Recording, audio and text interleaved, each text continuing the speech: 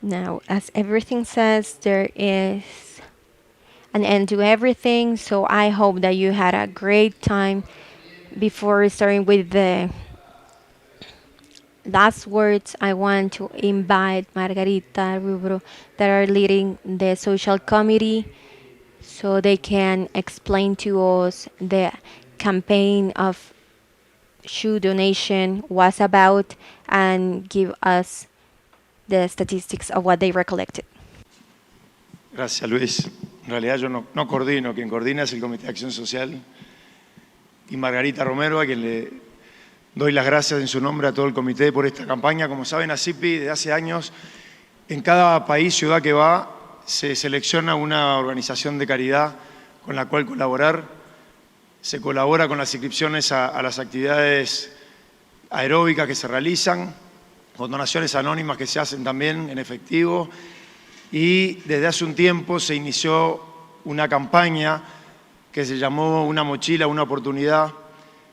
Cada uno de nosotros traía una, dos, tres mochilas de esas que sobraban, que no teníamos en nuestra casa, que sabíamos que podían ser útiles para alguien más.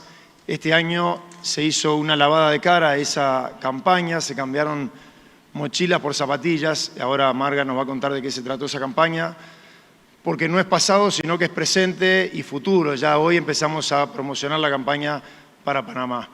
Así que le pido a Marga que suba, que les cuente sobre la campaña y también sobre el trabajo que han hecho ellos. Buenas tardes con todos. Me han visto aquí pidiendo y recordándoles de nuestra campaña.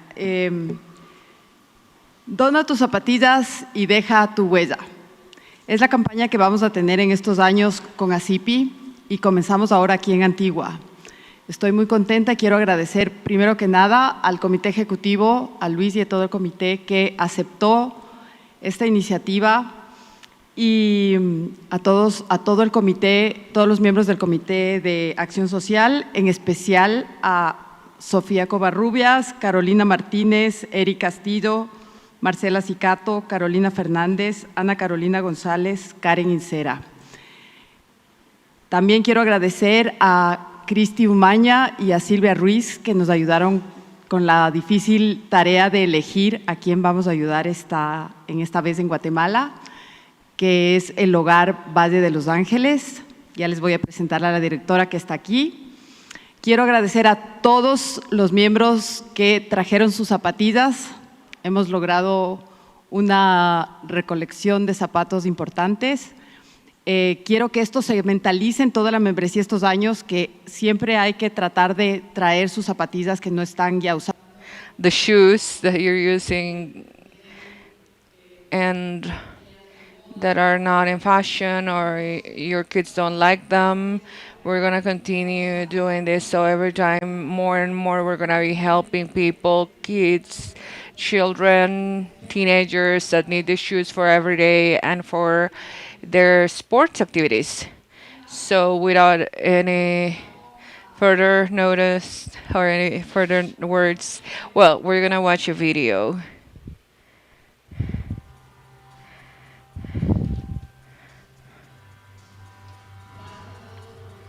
Thank you everyone for this collaboration.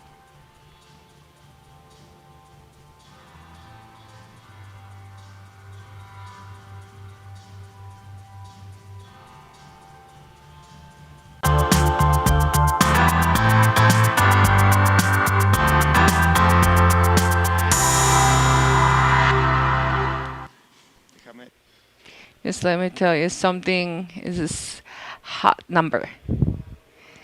There are more than $2,000 that were collected and almost 5 boxes of shoes. So thank you very much everyone who collaborated to be a small event, a seminar. Like Marga said, the children's club that we collaborated is Valley of Angels. We welcome Lisa Solera, who's the director, and she's gonna tell us what it's that about. More than welcome to be here.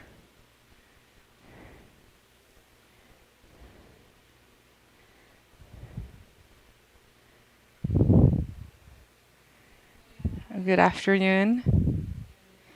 Fray Leonardo is here with me. First of all, we come to thank you. Every everything that you give, if you, even if you think it's very small, it generates a great change. Sometimes we give without knowing how impactful each penny, each pair of shoes that we give. So we want to show to you a little bit of who you're helping. Okay.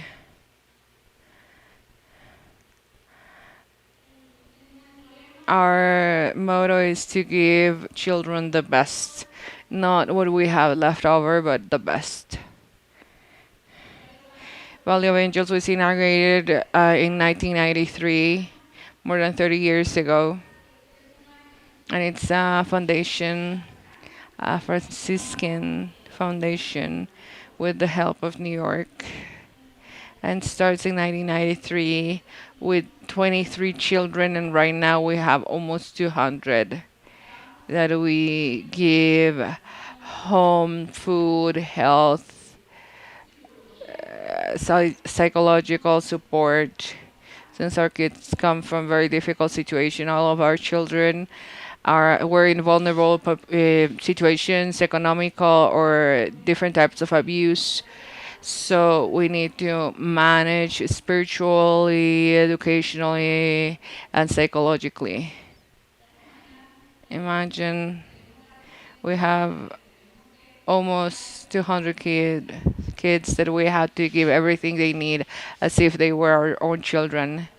Our population is from almost every place in Guatemala, from different departments in Guatemala.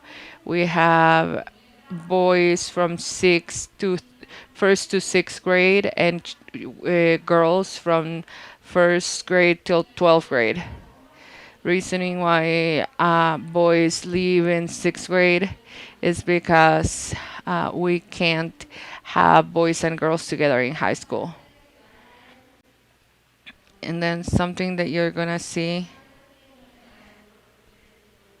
is how it's not proportional, because when the home was founded, it was to give opportunities to girls that they didn't have any opportunities in the villages that they were. They didn't have the opportunity to study or to advance, so we created to help girls, and then we started receiving boys, but it's mostly because of that we have more girls than boys. The idea is to give all of the tools that we have to change their future, and when they change their future of each one of our children, we change the environment, the family, and that's our main objective. We give them education, they finish high school and school. We give them tools as in learning how to make bread. If you're from Guatemala, they get a diploma that says that they're bakers, so they are able to apply to jobs. We have land where they start learning how to plant and grow things. Also, they have a diploma on how to that they know how to sew. They receive a lot of tools because we want to change their environments and their mindsets. They are bilingual with a program that allows them to apply to a call center. Sports also, it's very important. A sports area, hockey, baseball, football. We had two teams, two girls, and the hockey federation. So they could have never thought of reaching to like being able to do that, but they are able now. These are some pictures, so you can fall in love with our children the same way as we love them. Those smiles, to see where they live, how they live. They live with us throughout the year. They leave a few days a year. They're with us always. So the responsibility is to fulfill all the responsibilities, all their needs, to meet all their needs. There are some smiles and some faces. This all the help that you're giving is to these faces. Our numbers is that we have helped 1,100 kids in average. We started having promotions in 2015. We started having graduates. So we have 143 girls who have graduated from high school. The ways that you can help is with the help that you've given, you're helping us a lot. We have success stories. This is an alumni coming from a very difficult situation. She learned, she became a baker, and with all the diplomas she got, she has two bakeries in Moyuta, um, creating jobs for people in her village. So that's the idea, to have these stories and to change these lives. So thank you very much. We thank you all for your help.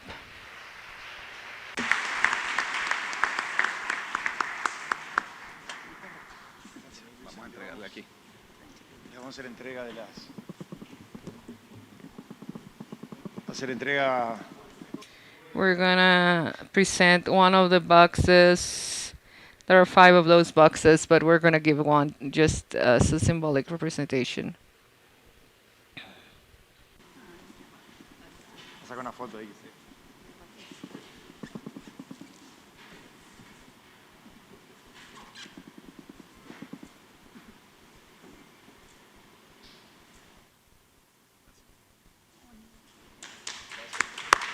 De nuevo, gracias a todos los que colaboraron. Thank you to all that collaborated, and we invite you to continue collaborating.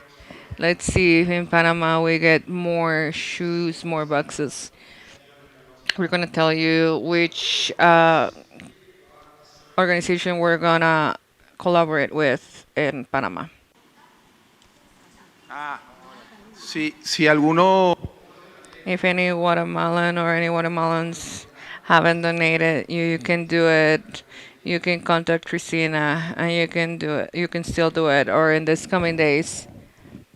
Bueno, gracias al Comité de Acción Social, Thank you to the Social Action Committee, and we want the Children's Home Valley of Angels to have success and to continue. We hope what we're giving is of help for these children. Continuing with this ending ceremony, I want to help the Guatemalan team. This event has been spectacular. The welcoming you've given us has been amazing, and none of this had been possible without the work of all of you, your effort, and the joy that you placed for this event. So I'm going to take the time to mention some names and give thanks to some of them. To Marco Palacio, who is the president of the host committee, Ivonne Hernandez, Silvia Ruiz, Cristina Umaña, Gabriela Garanda, Ignacio Andrade, Alejandro del Valle, Luis Fernando Bernejo, Estuardo Jauregui, Enrique Moller, Nancy Nufio, Hugo Rivas, Hilda Monterroso, Cintia Sequeira, Connie Arana, Karina Calderón, Karina Fernández, María José Huerta, Alfaro López, Pamela López, Santiago Mañora, Gustavo Noyola, Pilar Guerrero, Sina Cerven, Ricardo Zúñiga. To all of them, please give them a big round of applause.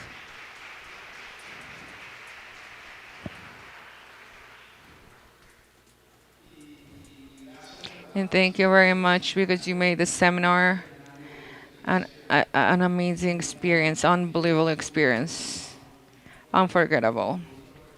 We all have great memories of Antigua, Guatemala, and more than one is planning your next visit.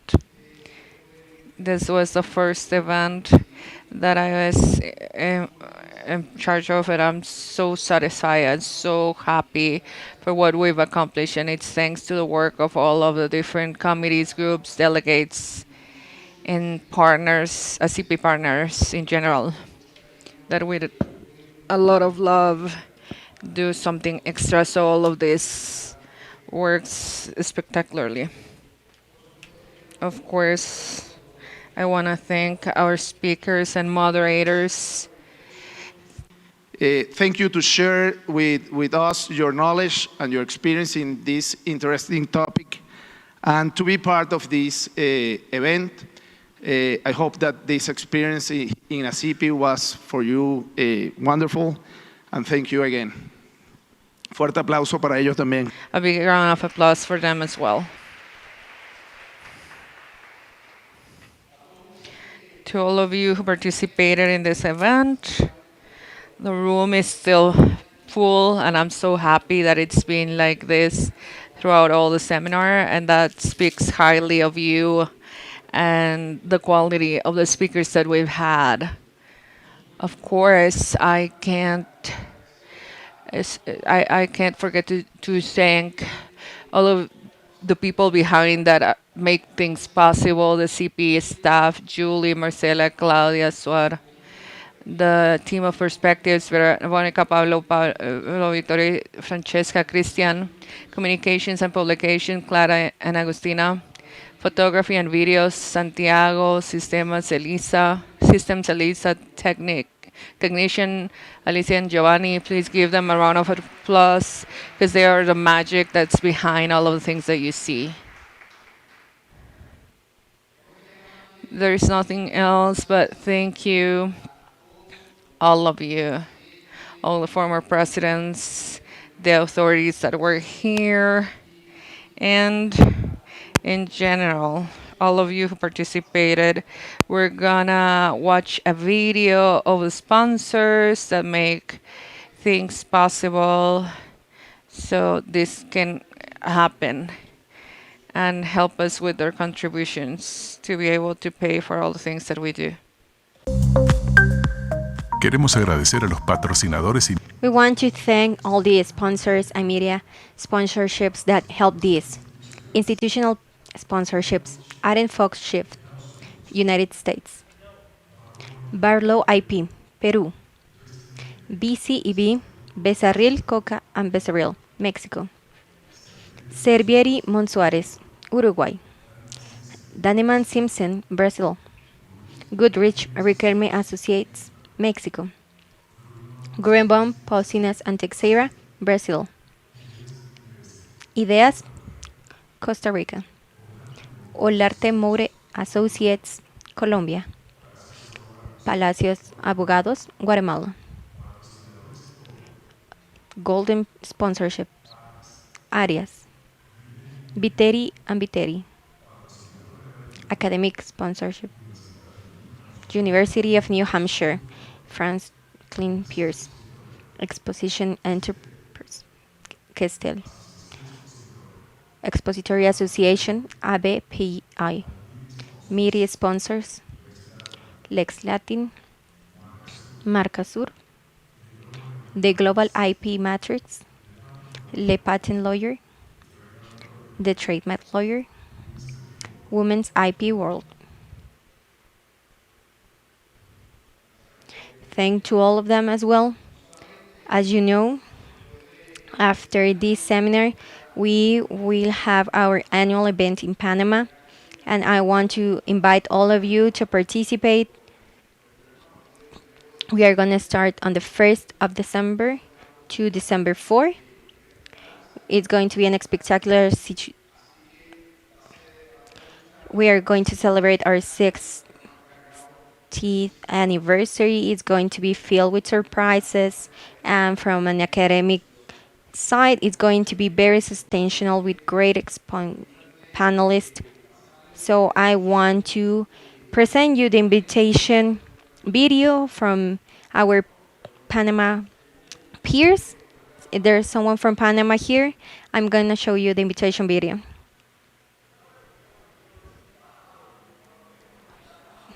We want to invite you to participate.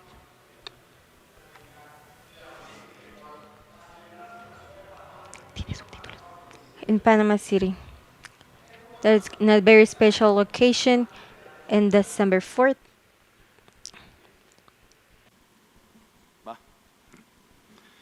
Cuatro, queremos invitarles a We want to invite you to participate in of the Inter-American Intellectual Property Association. It's just to make you feel excited. Is it working?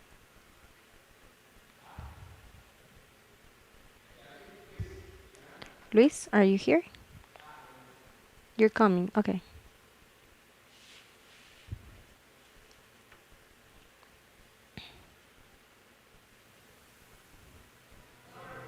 On behalf of the host committee, we want to invite you to participate in the 24th Sessions Administrative Council of Inter-American Intellectual Property Association to be held in Panama City from December 1st to 4th, 2024. This is a very special occasion because we will be also celebrating the 60 years of our beloved association. Panama awaits with open arms. Here in Panama City, there are many activities that you could do to learn a little more about our beautiful culture and our beautiful country, but above all to celebrate the 60 years of our association in a big way. The Academic Committee of ASIPI Panama is pleased to receive you in the Link of Americas.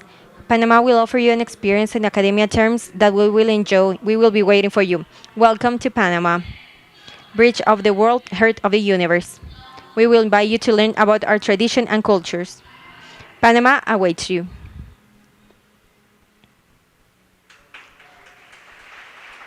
Here he comes.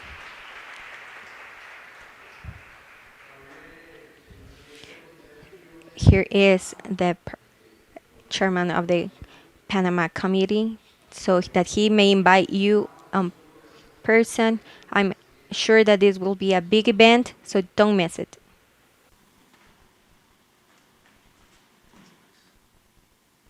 Muchas gracias, Luis. Thank you, Luis. I'm voiceless after this spectacular time that we've had here in Guatemala. They set the mark really, really high, especially after last night's party. But we're working really hard together with CP. So you're gonna give an amazing event in Panama, academically and socially. So we hope to see you, and we're expecting you with open arms. We're gonna have a great time, and as you saw in the video, we have a beautiful country, and we expect you all. Gracias, Luis.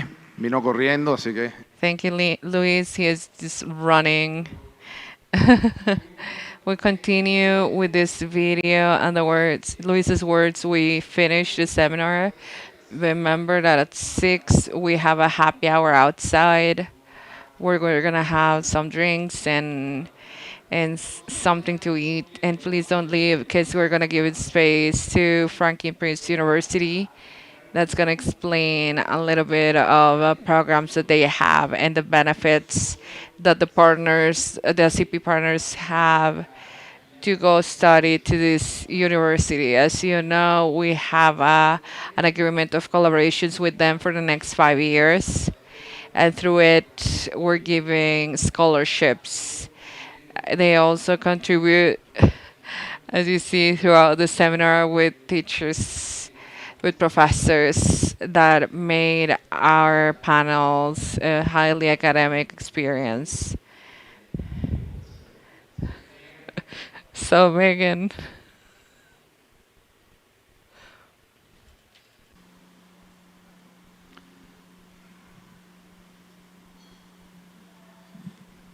And before you start your presentation, I would like to express on behalf of CP our gratitude for your support, and also want to confirm that it is an honor for us to be UNH partner in Latin America. And we want to maintain, of course, this cooperation and friendly relation for many, many, many years. So the floor is yours. Gracias.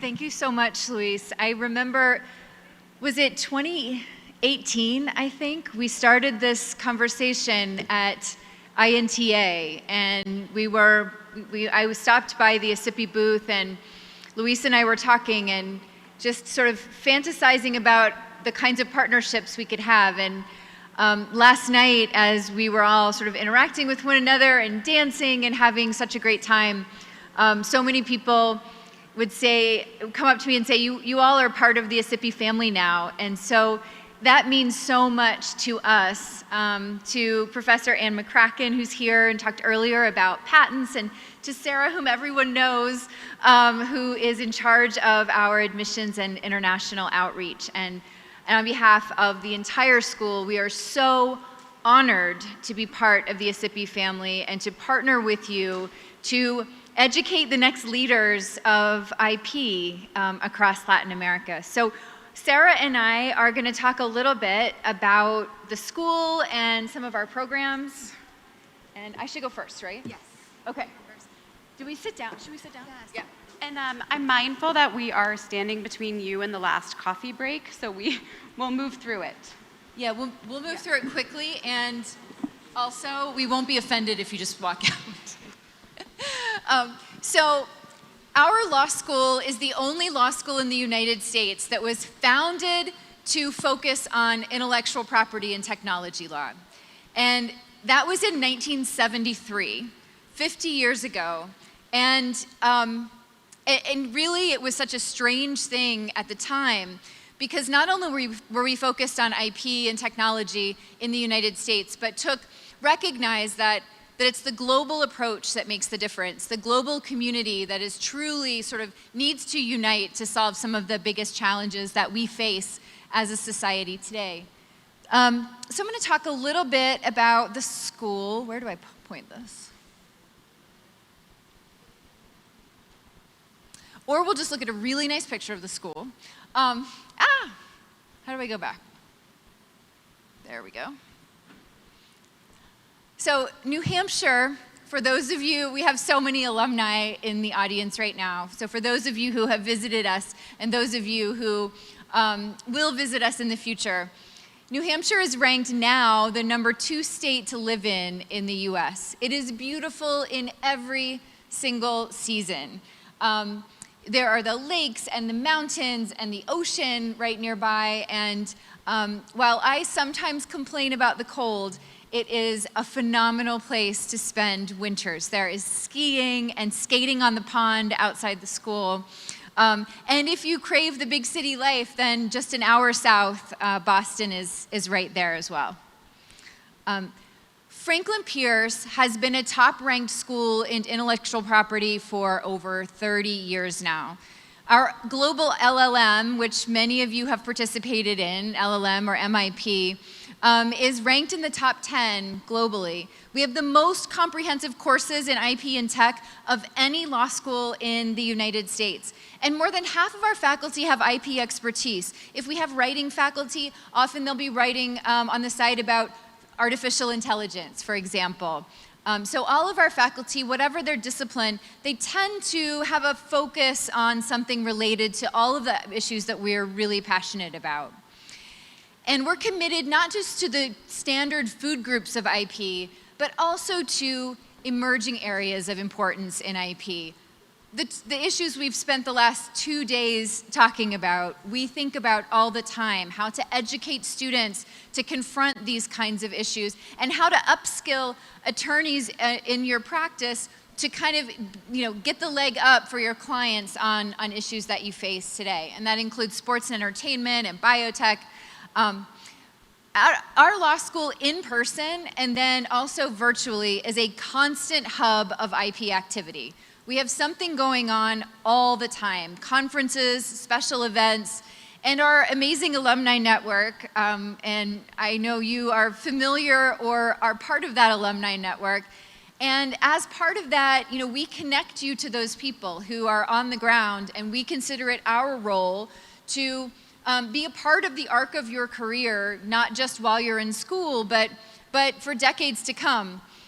It's funny because I joined the law school at Franklin Pierce after being an IP practitioner for years, and anytime I met someone who went to Franklin Pierce, somehow you meet them and then within 30 seconds, they mention that they went to Franklin Pierce. So in my career, I always wondered, what is it about that weird school in New Hampshire that people have this strong identification with in a very practical sense? And now I've come to know that magic firsthand.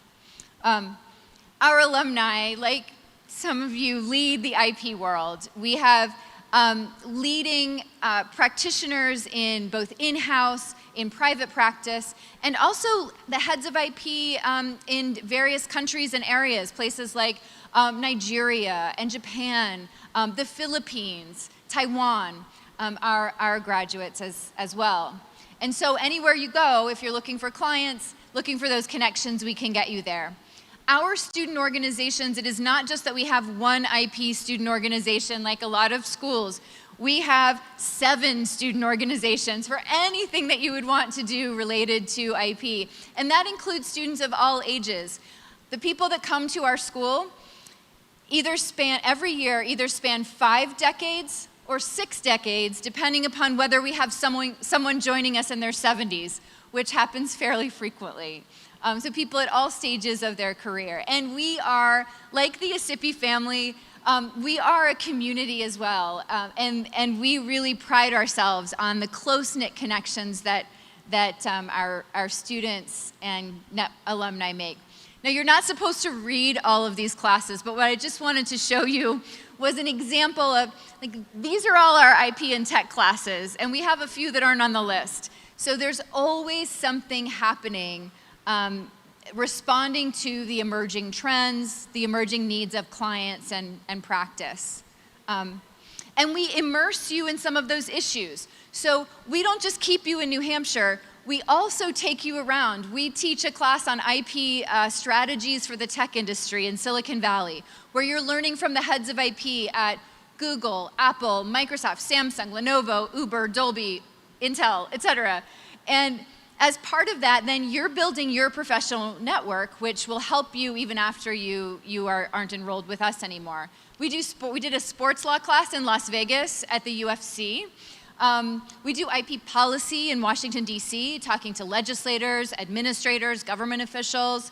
And we did a class in Hawaii, believe it or not, this January on indigenous communities and IP and development. And that was in conjunction with WIPO as well.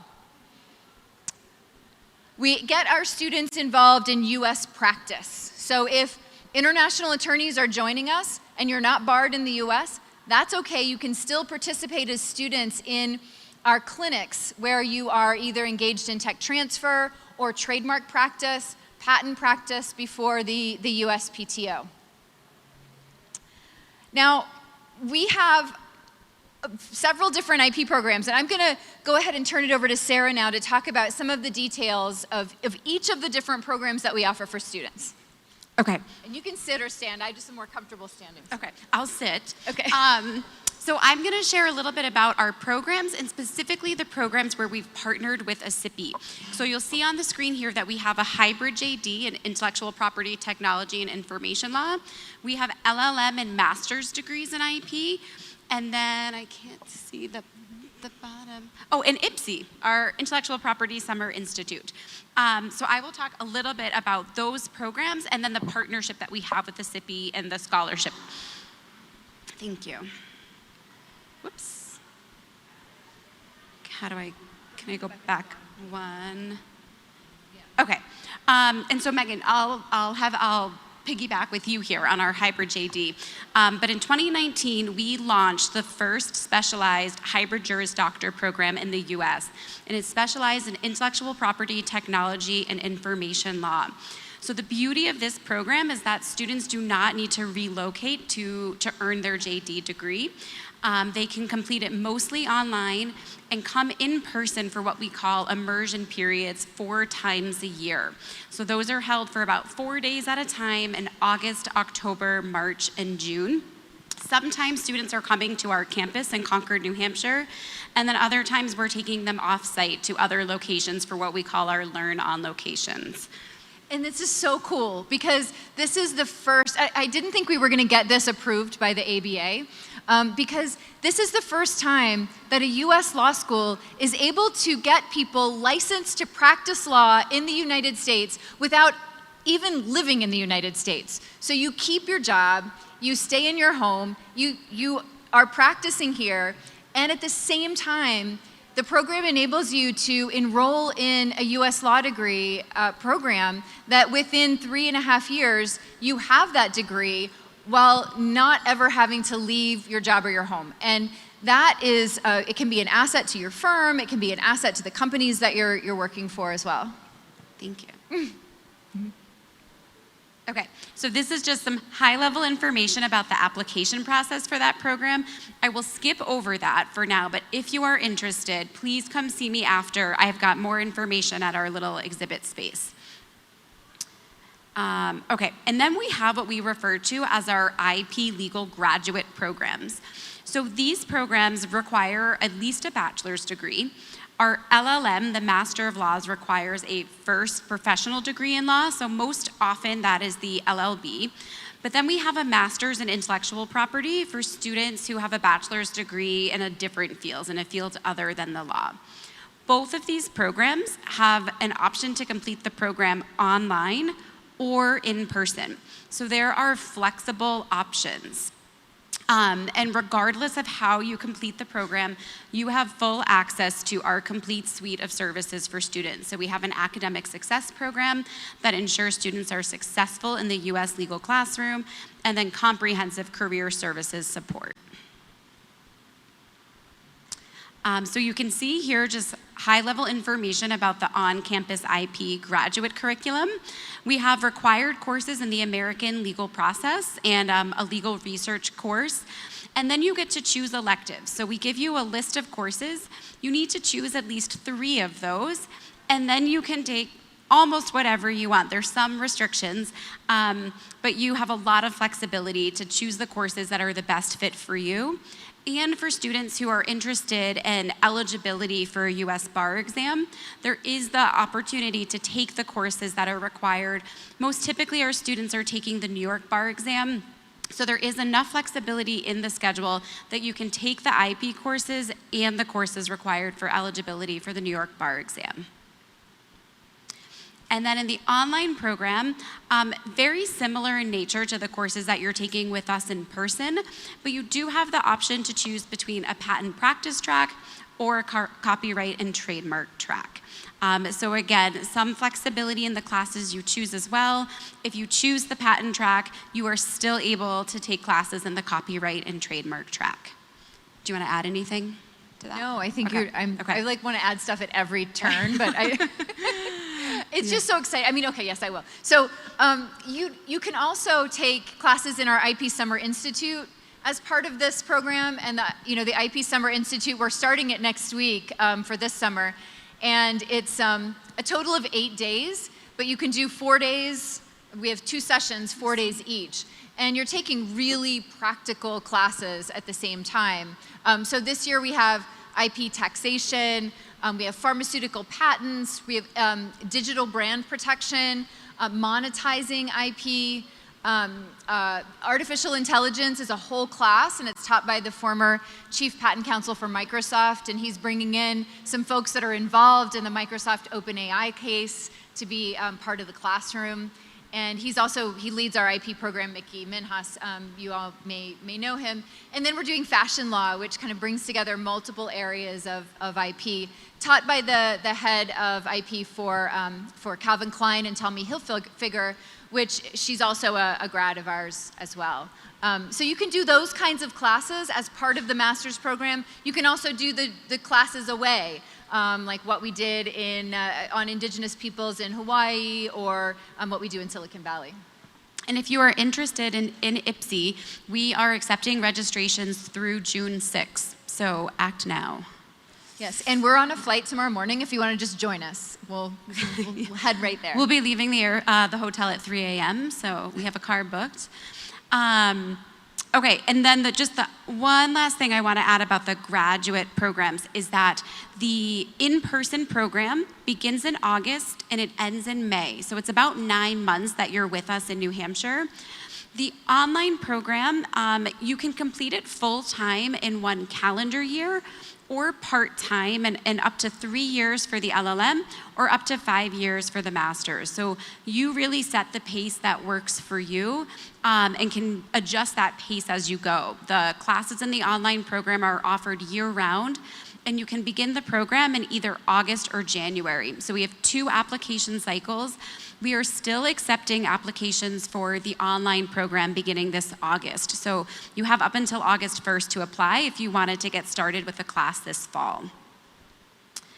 I'm going to talk about the ASIPI scholarship because I think that's the most important thing here, but do know that not everyone can be successful through that program, so we do have some other scholarships as well, and we'll do our best to work with qualified students who need some financial support to come.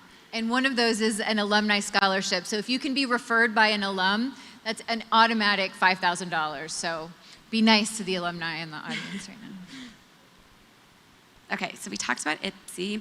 Okay, so the ASIPI scholarship competition, here is what it is. There are 2 separate competitions. One competition for the JD, LLM, and Masters, and then a separate competition for the IP Summer Institute. In order to participate, you must be an ASIPI member with all of your fees paid. And then what happens is you will submit an essay on a topic related to intellectual property. For the JD and the LLM competition, that essay is about 10 to 15 pages. For IPSI, it's a 10-page essay. I have here the timeline from this past cycle because we're still working out the details for this upcoming cycle about when we'll open the essay competition. But just to give you a sense of what the deadlines were, so that if you want to start thinking about your topic now, know that it will likely be due sometime in early to mid-December, or to let ASIPI know that you're interested in participating, and then works will be due early in the new year. So once your essay is submitted, ASIPI has a panel of judges who will review all of the essays and make a decision about the winning essays. The winners of the competition are awarded a full tuition scholarship. So we will award 1 full tuition scholarship for our hybrid JD program. And that program, as Megan said, it's about 3.5 years, and the tuition fee is around... Yeah, it's a total value of like $140,000 plus, I guess. But you have to pay nothing throughout, and it's not just for a scholarship for 1 year, but through the life of the program. The whole JD is free thanks to our partnership with ASIPI. So we'll have 1 winner for the hybrid JD and 2 winners for either the LLM or the Masters, and those students can choose the in-person or the online program. That program costs about $42,000 US, and so that is completely free. And then we will award 3 full scholarships for the IP Summer Institute. So you can come and you can take as many classes as you wish at no cost to you. Did you want to add? No. Oh, okay. So I'll just quickly share, these were our winners from the very first competition. And so these students that you see here just graduated in May. So they just completed their LLM program. Victor was an attorney from Brazil. And so he just finished his program with us. Alejandro Castro from Peru also just graduated from the LLM and intellectual property. And we were able to publish the essays they wrote in a journal that we produce, IDEA, which goes all over the world. And so that was really cool for them because not only did they write this piece in conjunction with ASIPI, but then it's a publication under their name, which I think they really enjoyed. Andres Rodriguez from Colombia. So you can see that these students were coming from all over, very representative of ASIPI. And so these students have just graduated. Some of them are returning home to practice. Others are interested in pursuing what's called optional practical training, where you can extend your student visa and stay in the US for up to 1 more year to work. So some of them are looking for those opportunities now.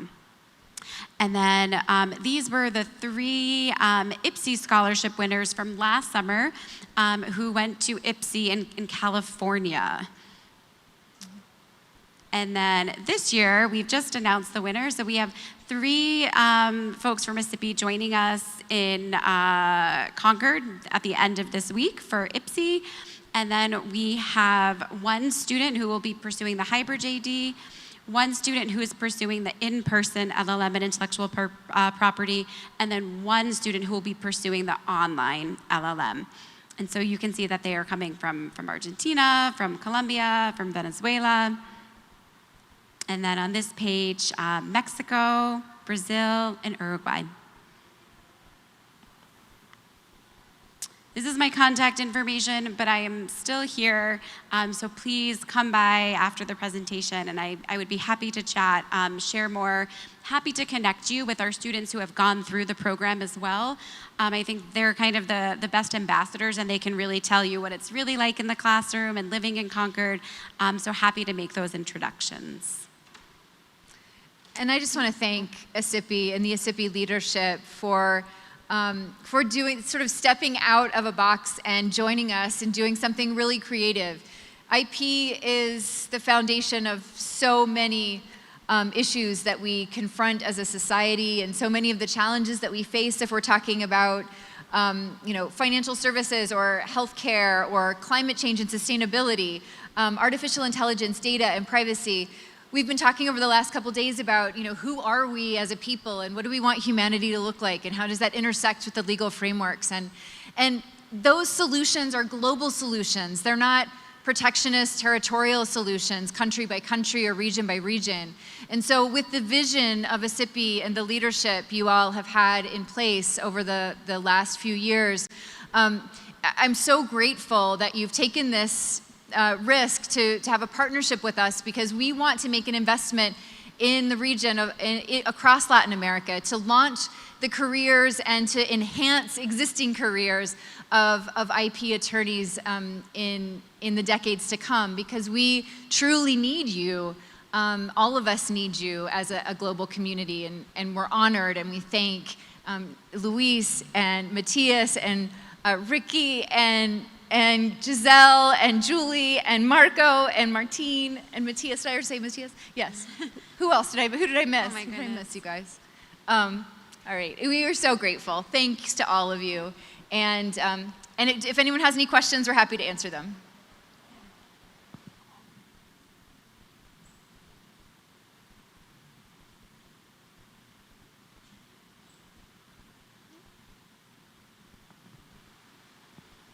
Well, this is Ricky, Megan. Not really a I'm question. sorry, I and called you Sarah, Ricky. I don't know how good your vision is, with these lights. No, it's not a question. I just wanted, to share, with the rest of the audience, my own experience. I went to Franklin Pierce as an MIP in 1993, and it was really life-changing in my professional life. I did find the school that is very passionate about, the subject matter. That's what, really brought me there, that it was very focused on IP. And also that, he's very passionate about the global reach of IP. At the time, there was a lot of emphasis in Latin America, Europe, Asia. So it's a great opportunity. So this program, it's really fantastic. The fact that we have the chance to participate for full scholarships, for example, for a JD, it's something that I have not heard of anywhere, or even the masters, or even the IPSI. So I just want to encourage everybody to participate because it does make a big change, and it's going to, at the time, I was a civil law attorney, and it just helped me a lot to understand other IP systems, introduction to the US system, European system. So no, it's our honor, and we are very thankful to have you guys here. Thank you. Thank you.